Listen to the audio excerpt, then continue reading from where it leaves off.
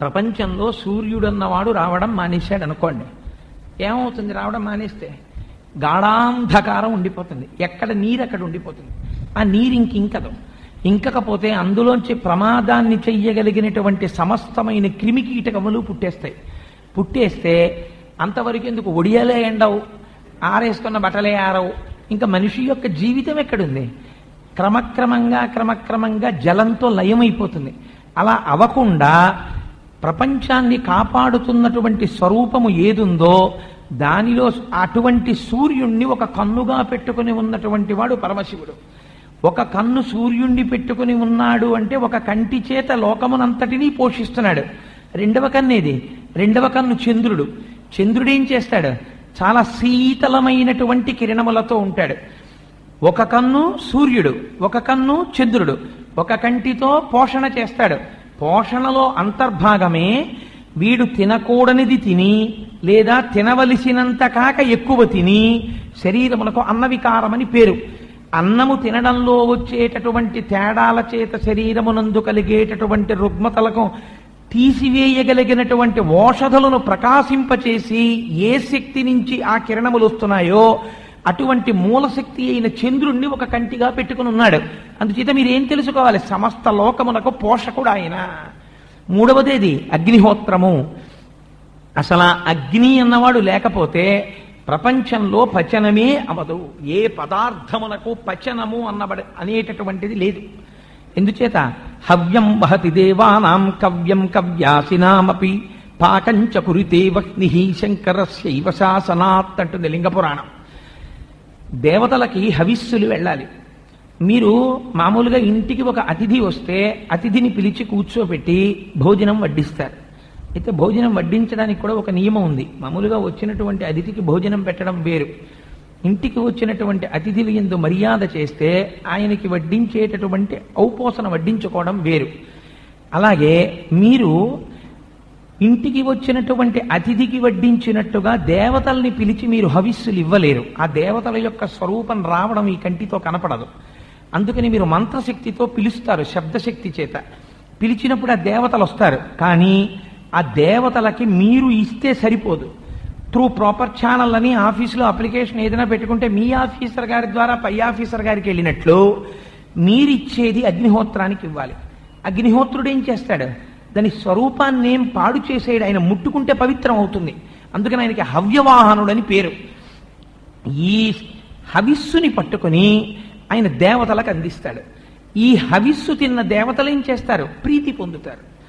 దేవతలు ప్రీతి పొందితే దేవతలు తమకు కలిగినటువంటి అధికారముల చేత మీకు ఆనుకూల్యతని కలిగిస్తారు. ఏమిటి ఆనుకూల్యత కలుగుతుంది? ఒక దేవత, అశ్విని దేవతలు ప్రీతి చెందారనుకోండి, మీకు ఆరోగ్యం కలుగుతుంది. ఇంద్రుడు ప్రీతి చెందాడనుకోండి, మీకు వర్షం కలుగుతుంది. అలా ఒక్కొక్క దేవత ప్రీతి చెందితే మీకు ఒక్కొక్క ఉపకారం కలుగుతుంది. ఆ దేవత ప్రీతి చెందడానికి ఎవరు పట్టుకెళ్ళాలి? హవిస్సు, అగ్ని పట్టుకెళ్ళాలి. అగ్నిని హవిస్సు పట్టుకెళ్ళి ఇమ్మని ఆ శాసనము చేసి అధికారం ఇచ్చిన వాడెవరు? అగ్ని ద్వారా వచ్చే హవిస్సులు మీరు పుచ్చుకోవాలని నిర్ణయించిన వాడెవరు? పరమశివుడా నిర్ణయం చేశాడు. అగ్నికి అలా హవిస్సు పట్టుకెళ్ళేటటువంటి అధికారాన్ని ఆయన ఇచ్చాడు. అదే లింగపురాణం చెప్తుంది. అందుకని హవ్యం వహతి దేవానాం కవ్యం కవ్యాసినామపి. అలాగే పితృదేవతారాధనలో పితృదేవతల్ని ఆరాధించడానికి తగినటువంటి యోగ్యతని కల్పించగలిగినటువంటి వాడు అగ్నిహోత్రుడు. అలాగే పాకంచ కురుతే వహ్ని. మనం ప్రకృతిలో అనేకమైన పదార్థాలు దొరుకుతాయి, కానీ అన్ని పదార్థములను మీరు దొరికిన వాటిని దొరికినట్టు తీసుకోలేరు. ఒక యాపిల్ పండు దొరుకుతుంది, మీరు యాపిల్ పండుని యాపిల్ పండుగా తినగలరు.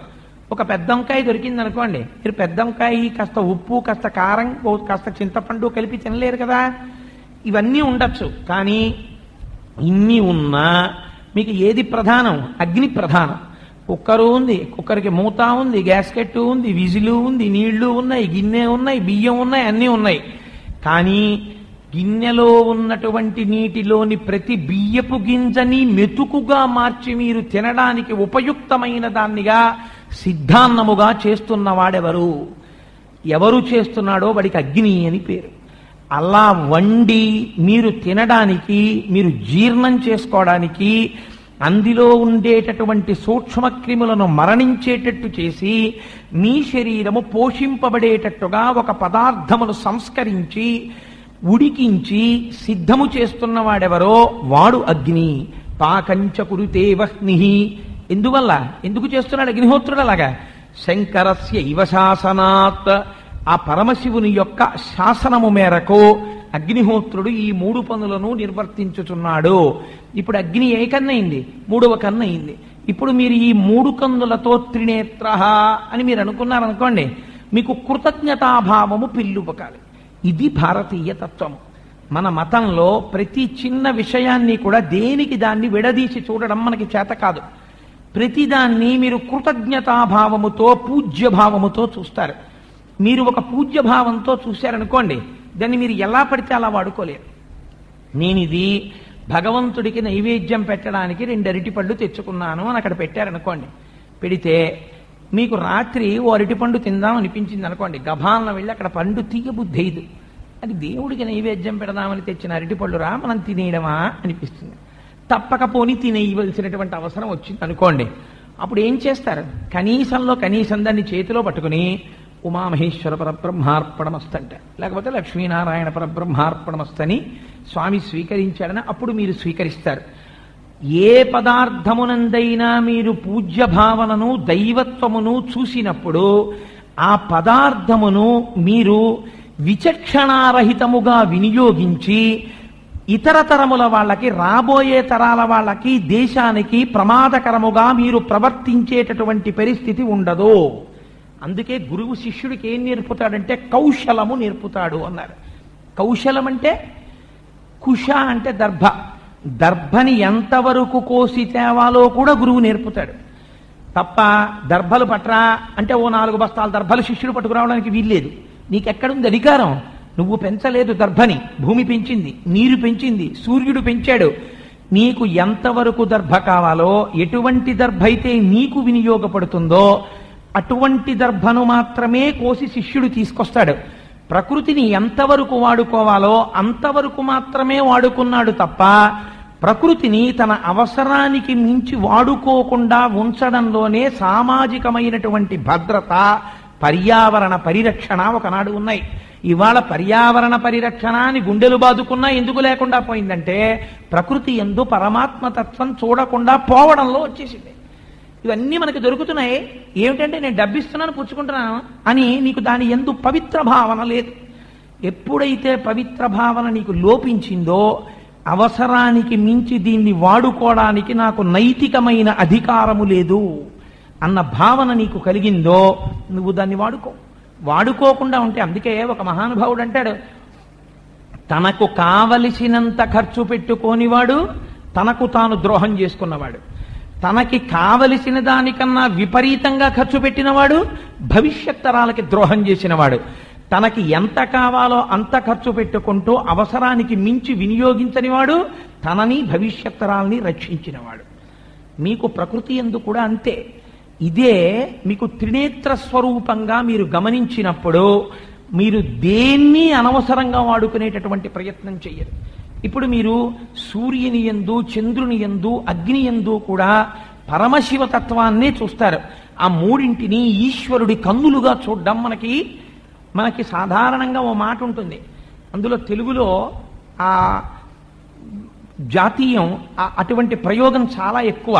చాలా భద్రంగా ఎవరైనా కాపాడుకుంటున్నారనుకోండి, మనం ఏమంటాం? కళ్ళల్లో పెట్టుకు చూసుకుంటున్నారండి అంటాం. దానంత అసందర్భమైన మాట మీరు నిజంగా యథార్థంగా దాని యొక్క అర్థాన్ని చూశారనుకోండి, కళ్ళల్లో పెట్టుకు చూసుకుంటున్నారు అన్నారు కదండి, పెట్టేసుకోండి కంట్లో అన్నారు అనుకోండి, నిజంగా ఎవరైనా కంట్లో పెట్టుకుంటారా? ఒక బిడ్డని ఒక తల్లి కళ్ళల్లో పెట్టుకు చూసుకుంటోందంటారు. అంటే నిజంగా తల్లి కనురెప్ప పైకెత్తి పిల్లాన్ని కనుగుడ్డి మీద పెట్టేసుకుని కనురెప్ప మూసేస్తుందనా దాని అర్థం?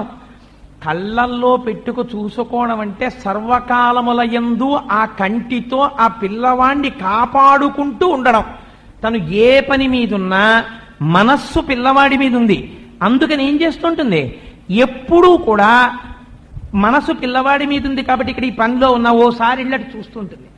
ఈశ్వరుడు యొక్క నిర్హేతుకమైనటువంటి కృపకు ఆ 3 కన్నులు ఉదాహరణ. పగలు పిల్లలు ఏం చేస్తున్నారో ఆయన చూస్తాడు, రాత్రి పిల్లలు ఏం చేస్తున్నారో ఆయన చూస్తుంటాడు. ఇవి కాదు, వాళ్ళు బతకడానికి కావలసిన అగ్నిని ఆయన సమకూరుస్తాడు.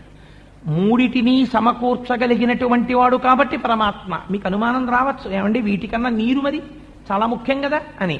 అందుకే ఆయనకి భవ అని ఒక నామం.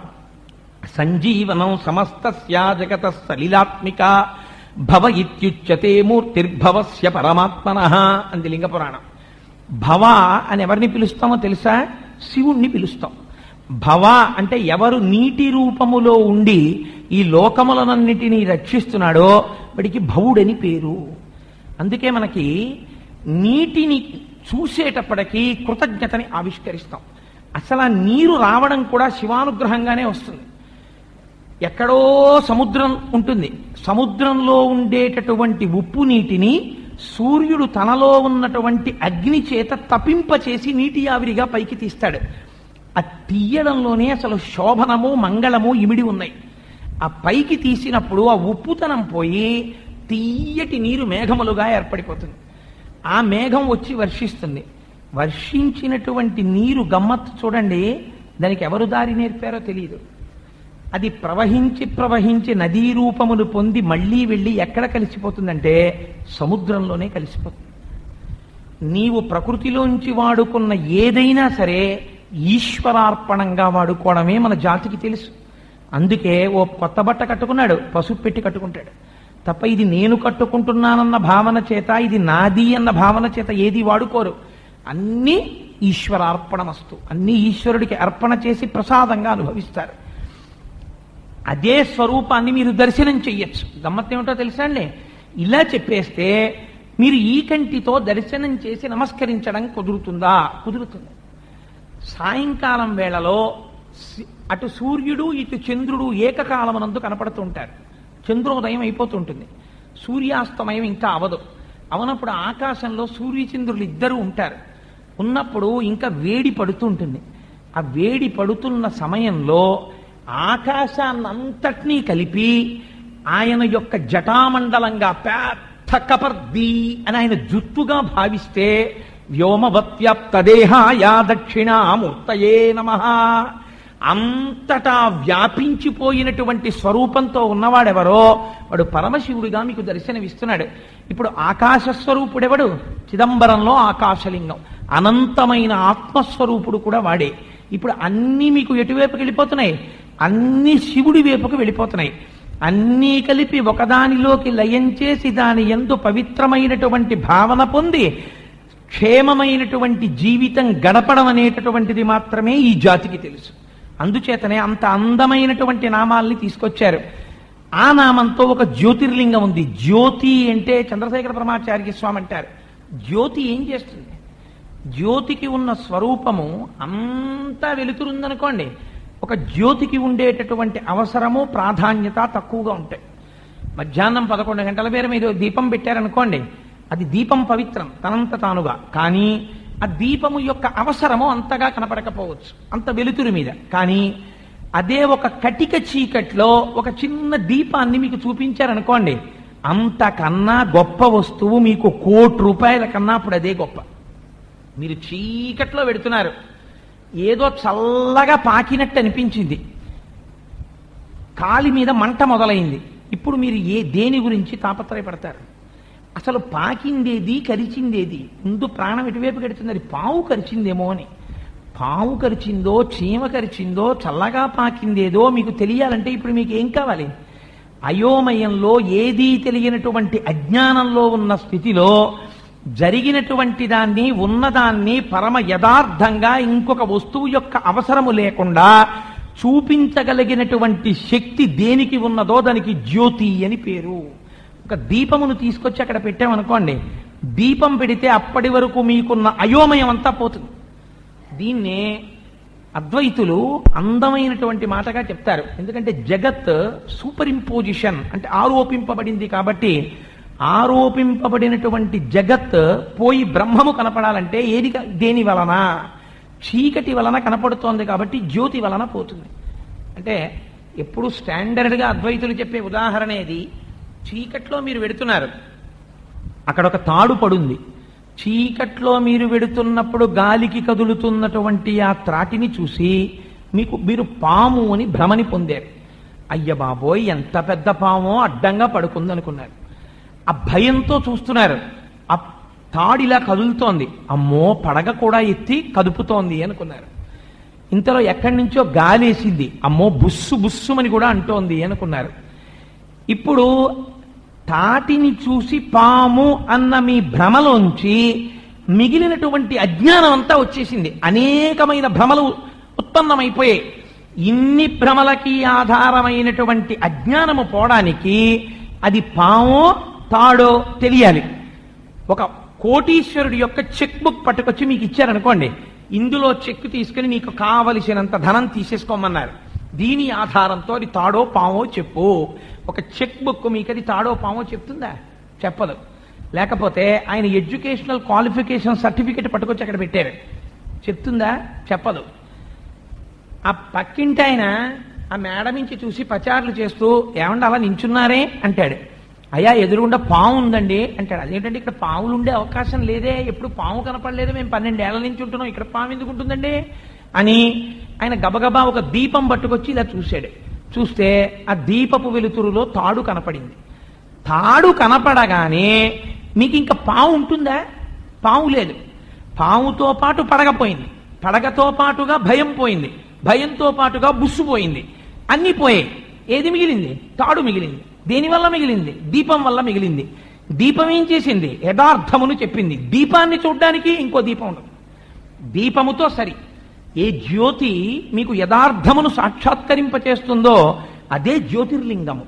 అంటే ఏ జ్యోతిర్లింగాన్ని మీరు దర్శనం చేసినా దాన్ని మీరు వివేచన చేయగా చేయగా ఆ స్వరూపమును లోపల తిప్పగా తిప్పగా ఎటువైపుకి వెళ్ళిపోతారు?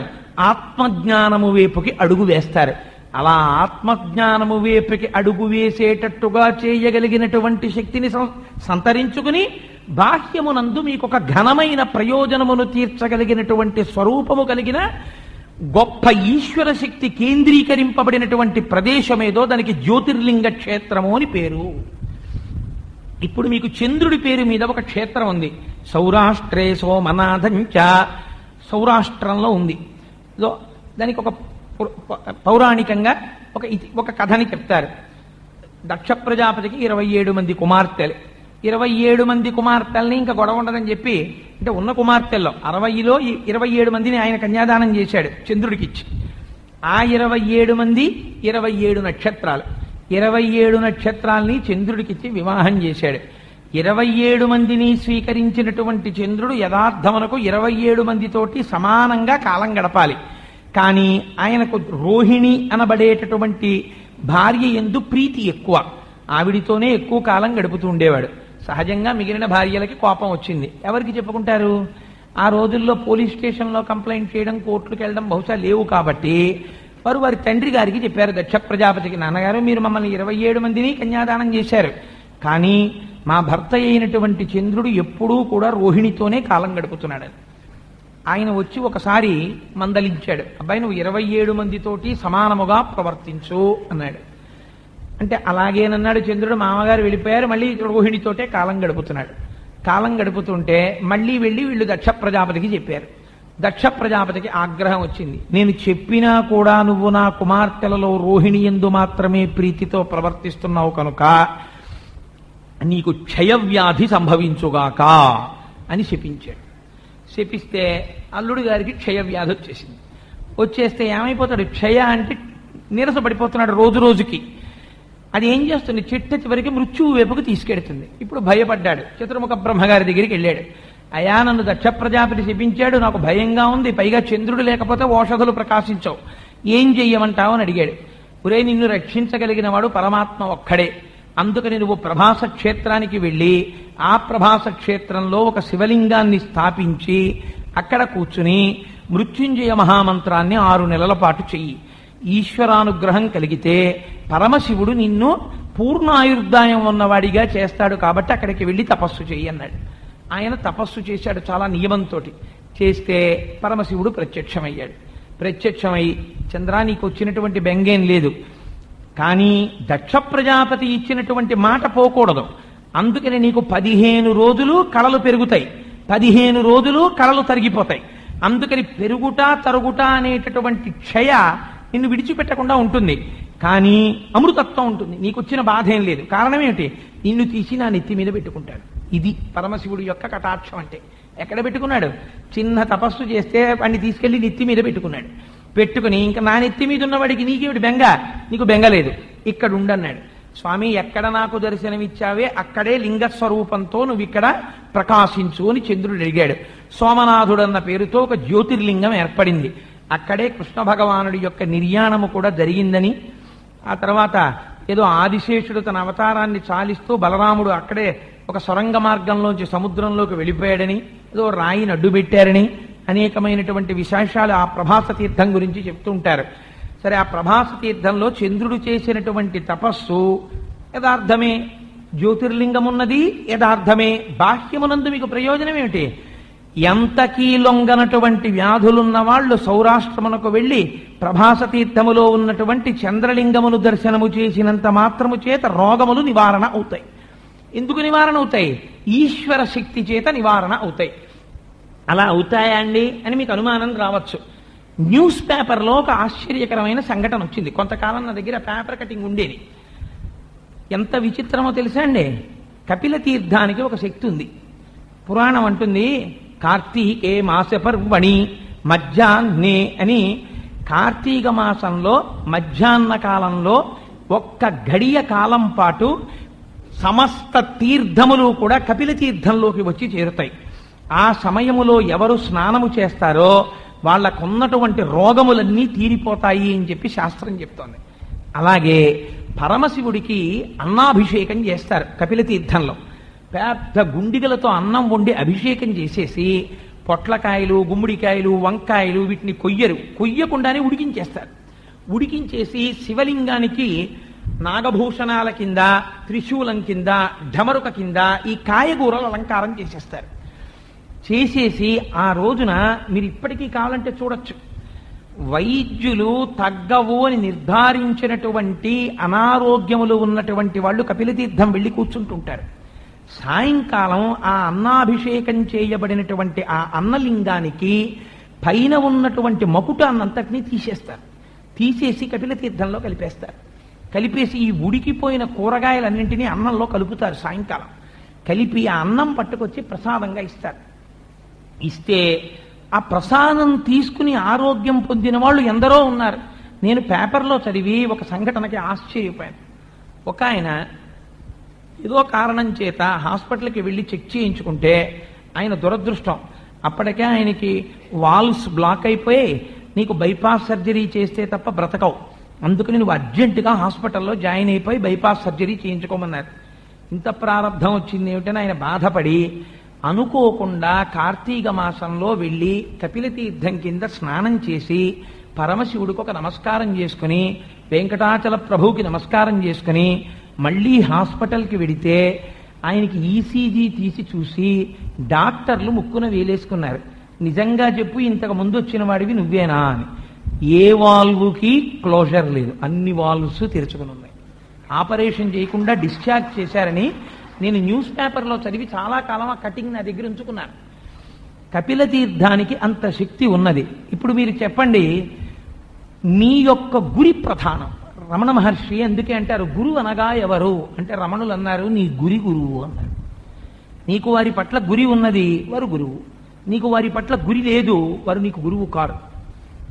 అందుకని గురి చూపించగలిగిన వాడు గురువు. నీకు విశ్వాసం ఉన్నది, నీకు పురాణవచనము మీద నమ్మకం ఉన్నది, వాడు పరమశివుని యొక్క శక్తి అక్కడ కేంద్రీకరింపబడింది అని నీకు ఆ సత్యమునందు పూనిక ఉన్నది ఉంటే ప్రభాస తీర్థంలో ఆ సోమనాథలింగాన్ని దర్శనం చేస్తే ఖచ్చితంగా ఆరోగ్యం కలిగి తీరుతుంది. సంశయాత్మ వినశ్యతి.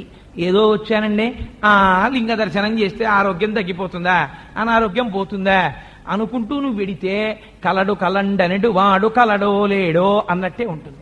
పూనిక ప్రధానం. ఆ పూనికతో డాక్టర్ గారి దగ్గరికి వెళ్ళేటప్పుడు ఇదేంతో పెడతావు? పూనికతో పెడతావు. డాక్టర్ గారి దగ్గరికి వెళ్తున్నాను, అమ్మయ్య నా జబ్బు తగ్గిపోతుందని. అంతేగాని డాక్టర్ గారిని చూసి అలోమని ఏడుస్తూ ఏమిటో నీ దగ్గరికి వచ్చాను కానీ తగ్గుతుందని మొహం ఏం జరిగేవో అంటామా డాక్టర్ గారి దగ్గరికి వెళ్ళి? డాక్టర్ గారి దగ్గరికి వెళ్ళాము, ఆయనకి మన జబ్బు చెప్పుకున్నాము అంటే ఆయన అన్నీ విని టెస్ట్ చేసి పెన్ను పెట్టి రాశారు అంటే విశ్వాసం తగ్గుతుందని. అందుకు కదా మందులు కొనుక్కుని వేసుకున్నావు. ఉట్టిదండి ఏదో రాయించుకున్నంత తగ్గుతుంది ఏంటి అంటూ కొనుక్కుంటాడు మందులు. నీ విశ్వాసం ప్రధానం. నీకు వైద్యుని యందు ఎటువంటి విశ్వాసం ఉన్నదో అటువంటి విశ్వాసము భగవంతుని యందు కూడా ఉంటే ఖచ్చితంగా నీకు దాని యొక్క అనుగ్రహము కలిగి తీరుతుంది. మరి జ్యోతిర్లింగంగా చంద్రలింగం ఏమిటి దాని ప్రాశస్త్యం అంటే 27 మంది భార్యలను చంద్రుడికి ఇచ్చారు. చంద్రుడు అంటే మనస్సు 4వదైనటువంటి రోహిణి యందు ఎప్పుడూ కూడా పూనికతో ప్రవర్తించింది. రోహిణి శరీరమునందు తేజస్సుని నింపుతూ ఉంటుంది. తేజస్సుని నింపేటటువంటి లక్షణమున్నటువంటి రోహిణి యందు మాత్రమే పూనిక కలిగి ఉండడం అంటే ఎప్పుడూ శరీరంలో ఉండేటటువంటి తేజస్సుని కామ్యములకు ఖర్చు పెట్టుకోవడం ఎలా అనేటటువంటి ఉద్దేశ్యంతో ఎప్పుడూ కూడా అసలు తత్వ విచారణ చెయ్యకుండా 26 మూలతత్వములు ఏమున్నాయో ఆ తత్వములను ఎన్నడూ పరిశీలన చెయ్యకుండా శరీరములోకి తేజస్సుని పొందుతుండడం, తింటుండడం, ఆ తేజస్సుని వృధా చేసుకోవడానికి కామోపభోగములను అనుభవిస్తూ ఉండడం, ఇలా తిరగడమే చంద్రుడు 4వ భార్య యందు మాత్రమే పూనికను కలిగి ఉండడం. అలా ఉండకూడదు, అందరి యందు సమాన బుద్ధిని కలిగి ఉండమన్నాడు. గృహస్థాశ్రమంలో ఉన్నవాడు కామోపభోగమును అనుభవించడం తప్పు కాదు. తన భార్య యందు ధర్మపత్ని యందు కామను అనుభవించవచ్చు. ఈశ్వరానుగ్రహంగా ఒక పరవన్నం తినాలనిపిస్తే నైవేద్యం పెట్టుకుని మధురాన్నం నలుగురితో కలిసి తినవచ్చు. ఓ ఇల్లు కట్టుకోవాలనుకుంటే ఓ ఇల్లు కట్టుకోవచ్చు. ఓ కొడుకుని వృద్ధిలోకి రావాలి అని వాడు సంకల్పం చేయడం దోషం కాదు.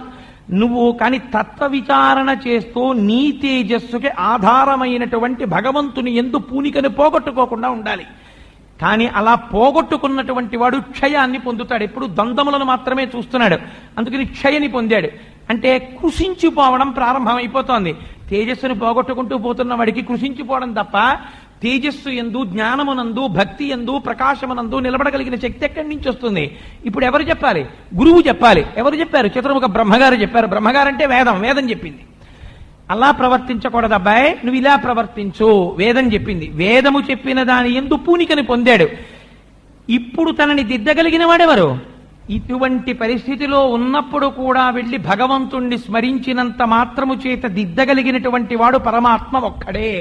ఇప్పుడు ఈశ్వరుడు జ్ఞానాన్ని కటాక్షించాడు. ఏమైంది?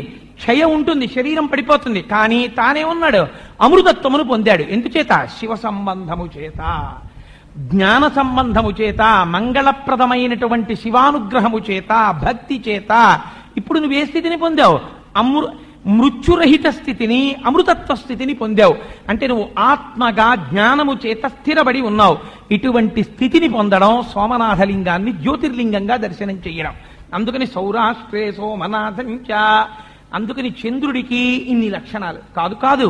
అసలు శశిశేఖర అంటే ఒక పవిత్రమైనటువంటి అర్థం చెప్పారు. మనం పూజ చేసేటప్పుడు ఒక మాట చెప్తుంటాం. ఏమంటాం? రోజు సంకల్పం చెప్తాం. ఆ సంకల్పం చెప్పేటప్పుడు ఏదో ఆషాఢమాసే కృష్ణపక్షే అని ఆ పక్కనే ఇవాళ తిథి ఏమిటి అంటే ఏదో తదియంయాం వాసర, ఏదో భానువాసరే శుభనక్షత్ర ఉపయోగోపకరణ ఏమంగళ విశేషణ విశిష్టాయాం అని చెప్పి సంకల్పం చెప్తావు. రేపేం చెప్తావు? చవితి. ఎల్లుండేం చెప్తావు? పంచమి. కృష్ణపక్షే శుక్లపక్షే ఇది మాత్రం మనం చెప్తుంటాం. ఇది శుక్లపక్షం స్వామి, ఇది కృష్ణపక్షం స్వామి, ఇది ఫలానా నెల స్వామి అని చెప్తుంటాం.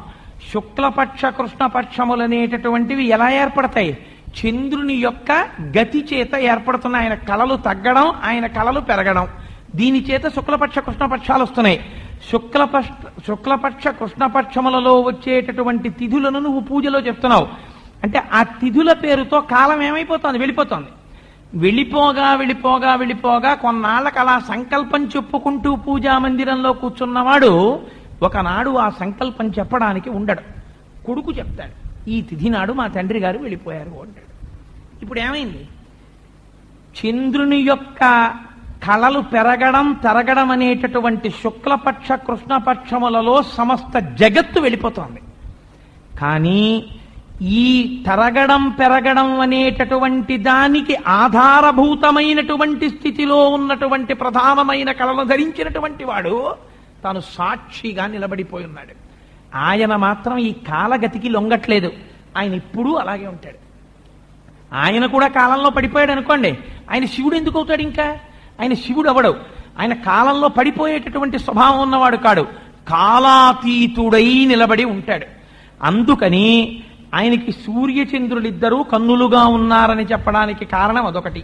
అందుచేత కాలాతీత తత్వమును ఆవిష్కరించగలిగినటువంటి నామం కనుక ఆయనకి శశిశేఖరః. ఇన్ని అర్థాల్ని జోడించి మీకు ఏదైనా ఇవ్వగలిగినటువంటి వాడైతే కదా మీరు ఆశ్రయిస్తారు. 2 లక్షణాలు ఉండాలి. 1, వాడి దగ్గర ఉండాలి. 2, వాడు మీకు ఇచ్చేవాడై ఉండాలి. వాడి దగ్గర ఉంది. రావణాసురుణ్ణి మీరు అడిగితే ఇస్తాడా? ఇవ్వడు, తంతాడు. వాడు ఇచ్చేవాడై ఉండాలి. ఉండడం 1 లక్షణము, ఉన్నది ఇయ్యగలగడము 2వ లక్షణము. అంతా తనదిగా కలిగినటువంటి వాడు. అందుకని వ్యోమవత్వ్యాప్త దేహాయ దక్షిణామూర్తయే నమః. అంతా తనదిగా ఉన్నవాడు, మీకు ఇయ్యగలిగినటువంటి వాడు. వాడు మీరు కోరితే, మీరు కోరకుండా ఎందుకు ఇవ్వకూడదు? మీరు కోరకుండా వాడు ఇస్తున్నాడు కొన్ని. అసలు మీరు కోరకపోయినా వాడు ఇస్తున్నాడు కాబట్టే మన జీవితాలు నిలబడ్డాయి. నిజంగా కృతజ్ఞతాభావంతో ప్రతిరోజు మన శరీరాన్ని పోషిస్తున్నటువంటి పరమాత్మ గురించి మనం వాడి దగ్గరికి వెళ్ళి ఆశ్చర్యచకితులమై నమస్కారం చేస్తున్నామా? అలా చేస్తే కళ్ళమ్మట నీళ్లు కారిపోవాలి. ఊపిరి తీస్తున్నవాడెవడు? వాడు. మనం తిన్నది జీర్ణం చేసేవాడెవడు? వాడు. జీర్ణం చేసిన తర్వాత